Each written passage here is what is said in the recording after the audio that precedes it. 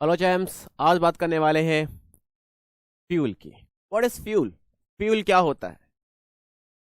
कोई भी चीज, कार्बन कंपाउंड्स की बात करता हूँ मैं। कार्बन कंपाउंड्स ऐसी चीजें हैं जो जलें, जलकर एनर्जी और लाइट दें, उसे फ्यूल कहते हैं। फ्यूल मतलब होता है ईंधन, हिंदी में कहते हैं ना। कोई भी ऐसी चीज जो बर्न करके हमें energy they, anything burnt and gives energy, that is called fuel। सबसे आसान भाषा में फ्यूल क्या है? कोई भी सब्सटेंस जले और एनर्जी दे, साथ में लाइट भी मिलती है मैनी ऑफ द टाइम्स। तो इसको हम लिख सकते हैं। तो बेसिकली क्या होगा fuel? These are the substance. मैं इसको ऐसे लिख देता हूं,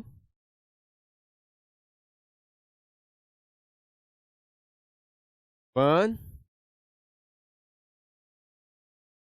and gives energy.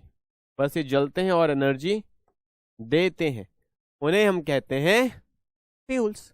Okay, carbon compounds हम पढ़ रहे हैं, ऑर्गेनिक कंपाउंड्स हम पढ़ रहे हैं, इसमें क्या फ्यूल होता है? हाँ, फ्यूल होता है। अच्छा, वैसे और क्या फ्यूल है?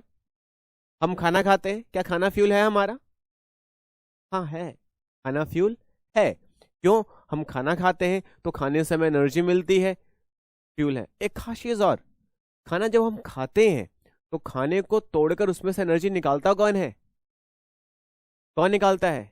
Oxygen. Oxygen is required. We take glucose, glucose is oxidize in the cell, है ना। फिर माइटोकॉन्ड्रिया के अंदर एनर्जी बनती है। इन शॉर्ट, फ्यूल का मतलब होता है ऐसा सब्सटेंस जो एनर्जी दे, साथ में क्या? In the presence of oxygen. In the presence of oxygen, oxygen की प्रेजेंस में एनर्जी मिलती है। ओके, सो बेसिकली क्या, what is fuel? Substances or the compounds burn in the presence of oxygen and gives energy। Heat and light भी मिलती है। Heat तो energy हो गई, लाइट भी मिलता है मैनी ऑफ द टाइम्स। तो हम बात कर लेते हैं ऐसे, क्या कि कार्बन या कार्बन के डेरिवेटिव्स होंगे, हमें ऑक्सीजन की प्रेजेंस में ये लोग जलेंगे और हमें मिलेगा क्या? एक तो मिलेगा कार्बन डाइऑक्साइड, ठीक है। जब भी फुल जलेगा तो एक गैस भी मिलेगी, कार्बन डाइऑक्साइड गैस है, plus heat and light, plus heat and light। Got it? Not it? Yes, you got it। So अल से ये हो गया हमारा फ्यूल। क्लियर है चैम्प्स?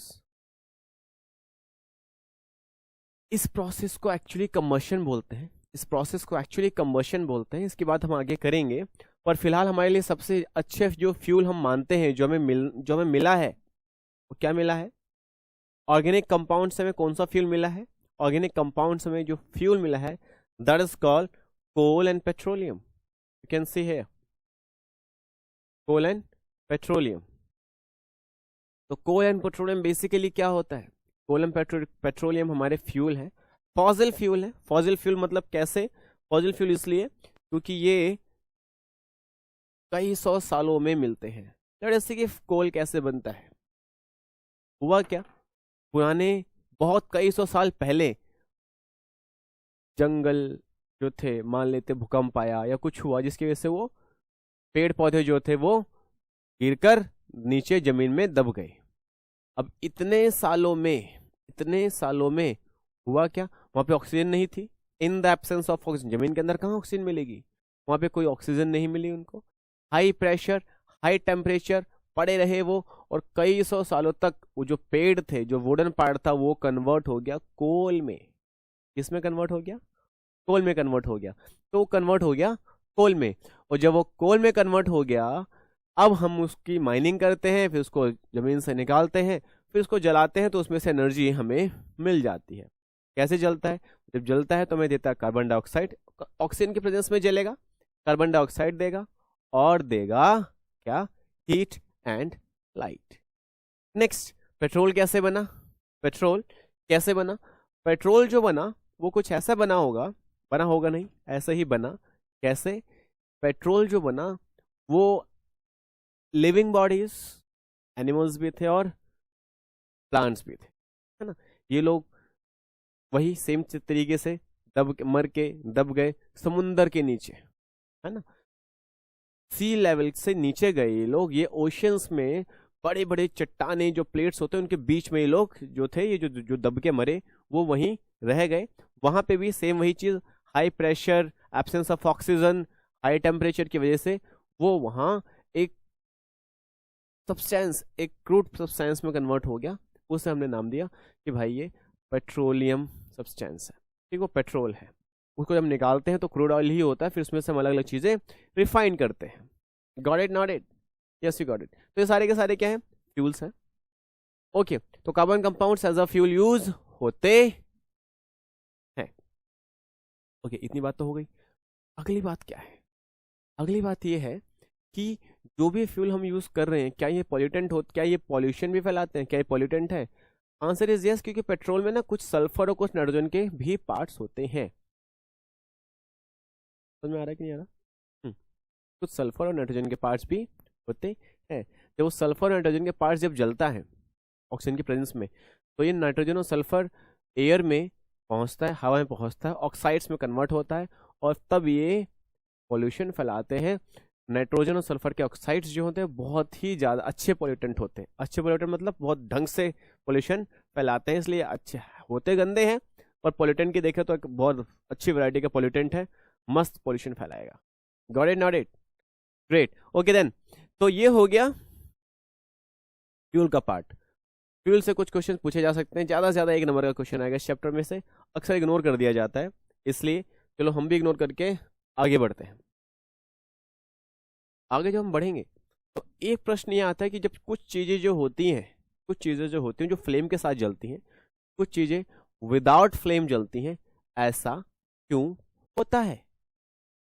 तो फ्लेम के साथ वही सब्सटेंस, वही ऑर्गेनिक कंपाउंड जलेंगे या वही चीजें जलेंगी जो जलने के बाद वेपराइज हो जाती हैं, जलने के बाद वेपराइज हो जाती हैं, जो वोलाटाइल होती हैं, जलते जलते वेपर्स में कन्वर्ट होती रहती हैं। वो जब जलेंगी तो क्या होगा? वो वेपर्स में कन्वर्ट होती रहेंगी और वो हमेशा फ्लेम देंगे। और जो वेपर्स में कन्वर्ट नहीं होते, जो वेपर्स में कन्वर्ट नहीं होते, जलने पर वो फ्लेम नहीं देते। जैसे कि कोयला, कोल कोल्स, जो कोल आपके पास है, कोल पीसेस है, उनको आप जलाइए, वो सिर्फ जलेंगे, हीट देंगे, ठीक ठाक अच्छे खासे हीट देंगे, पर वो फ्लेम नहीं देंगे। पेट्रोल हो गया, ये हाईली वोलाटाइल होता है ना, ये वेपराइज हो सकता है बड़ी आसानी से, जिसकी वजह से जब ये जलेगा तो हमें फ्लेम मिलेगी। Got it class? Okay champs, let's go to the next thing. अब हम पढ़ेंगे कुछ केमिकल प्रॉपर्टीज ऑर्गेनिक कंपाउंड्स की। ऑर्गेनिक कंपाउंड्स की कुछ केमिकल प्रॉपर्टीज पढ़ते वक्त हम पहला नाम जो देखेंगे या पहली जो रिएक्शन देखेंगे वो हम देखेंगे combustion.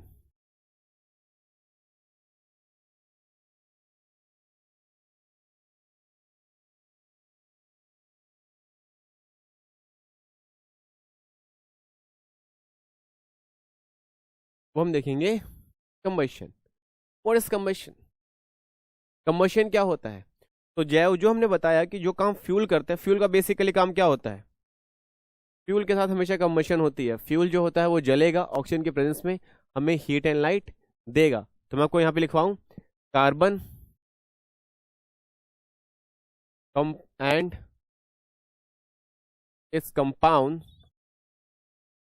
its compound burns in the presence of in the presence of oxygen, in the presence of oxygen and gives heat and light, and gives heat and light, and gives heat and light। जैसे कि मैं मान लेता हूं, देखो ध्यान से champs, ये है आपके पास कार्बन कंपाउंड्स मीथेन। मीथेन जो होगा वो ऑक्सीजन की प्रेजेंस में जलेगा और हमें मिलेगा CO2 and heat energy and light. This is called combustion. पर ये है कंप्लीट कंबशन। जब कंप्लीट कंबशन होगा तभी ऐसा हो सकता है। जेम्स, क्या कहा मैंने? ये कंप्लीट कंबशन है। This is complete combustion. मतलब ये कंप्लीट कंबशन मतलब जब सफिशिएंट अमाउंट ऑफ ऑक्सीजन होगा तभी चीजें जलेंगी। सफिशिएंट अमाउंट ऑफ ऑक्सीजन होगा तभी ऐसा होगा।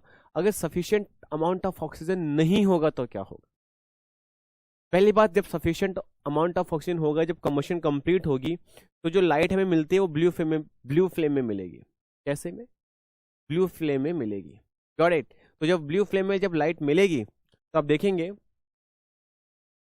आप समझ जाएंगे इस बात को कि कंप्लीट कंबशन हुई है, सफिशिएंट अमाउंट ऑफ ऑक्सीजन मिला है कार्बन कंपाउंड्स के साथ। ठीक है।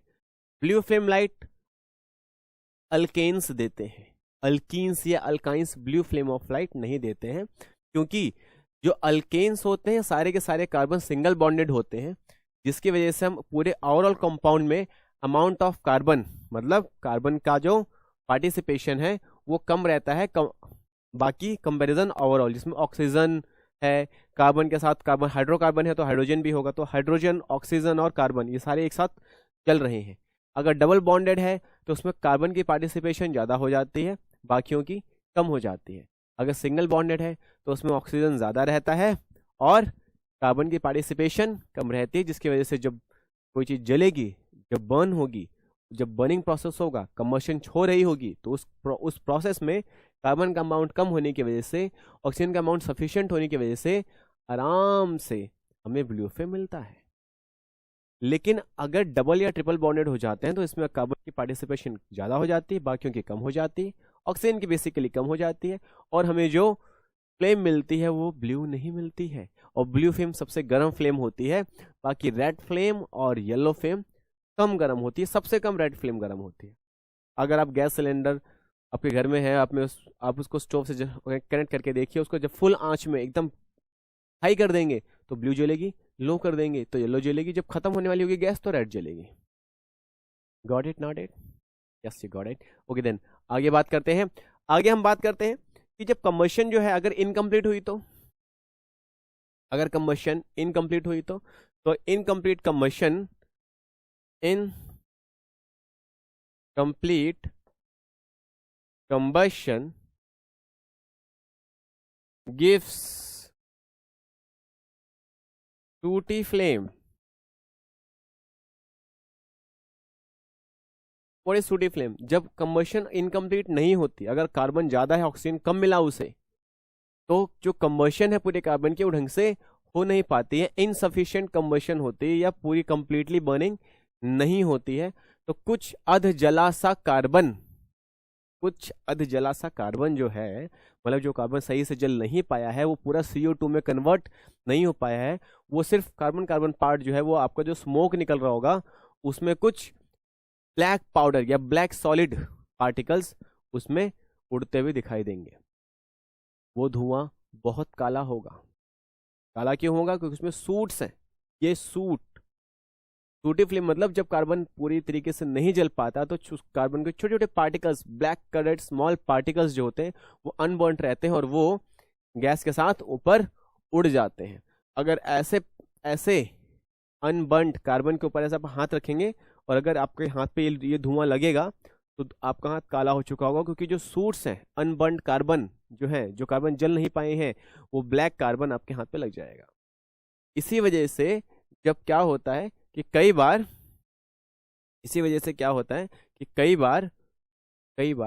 जब हम चूल्हे पे खाना बनाते हैं, जो गांव के जो चूल्हे होते हैं जिस पे खाना बनाते हैं, तो उस पे बर्तन हमारे जल जाते हैं, स्टोव पे हमारे बर्तन जल जाते हैं, गैस पे बर्तन कम जलते हैं, क्योंकि गैस पे सफिशिएंट अमाउंट ऑफ ऑक्सीजन मिलता है हमें सफिशिएंट, और हमारे पास जो गैस में जो हम फ्यूल यूज कर रहे हैं वो अल्केन यूज कर रहे हैं, जिसको जलाने की वजह से ब्लू फ्लेम मिलती है, सफिशिएंट अमाउंट ऑफ कार्बन होने की वजह से कंप्लीट कंबशन होती है ब्लू फ्लेम, और सूट्स नहीं बनते। अगर सूट्स बन रहे हैं तो नीचे से बर्तन काला हो जाएगा।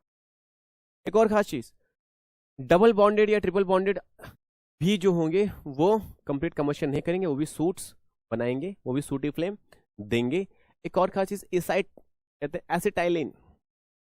जो एसिटाइलिन होता है, एसिटाइलिन जो है वो भी क्या होता है, जो एसिटाइलिन है वो वेल्डिंग के लिए यूज होता है। अगर उसके साथ हम acetylene with pure oxygen, used for welding। क्यों? क्योंकि वो गर्म होते, जब भी एसिटाइलिन जो है वो प्योर ऑक्सीजन के साथ जब रिएक्ट करेगा तो अच्छी तरीके से जलेगा, कंबशन, कंप्लीट कंबशन होगी। इसमें जो फ्यूल है वो अच्छे से जला है तो हीट ज्यादा बनेगी, सफिशिएंट हीट बनती है। सफिशिएंट हीट इतनी बनती है कि जिस भी हम मेटल को जोड़ना चाहते हैं, वेल्ड करना चाहते हैं, उतनी हीट से वो मेटल जो है वो पिघल जाएगा, पिघल होकर जुड़ जाएगा।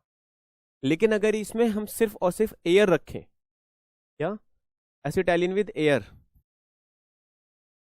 एसिटाइलिन विद एयर, अगर एसिटाइलिन एयर के साथ होगा तो not used for welding, not used for